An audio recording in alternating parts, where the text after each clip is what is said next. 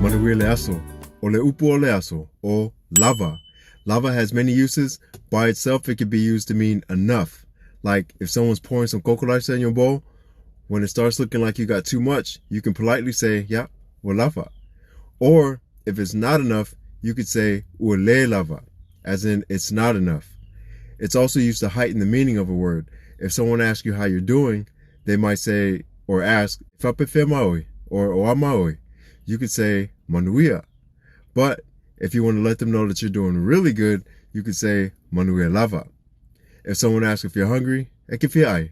You could just say, yeah, fiai. Or if you're really hungry, fiai lava. It could also be used to acknowledge your engagement in the conversation. Like if someone says talofa, which is hi, you could say talofa with a reply. Or you could say talofa lava. Now, the first way, that doesn't sound like you're too engaged, like you could take it or leave it for real. But talofa lava, that sets the tone for a more better or a more engaged conversation. Overall, lava is used to intensify your response to your statement. Incorporate it into your daily language. Fafatai tele lava. Mole avanoa, Marco.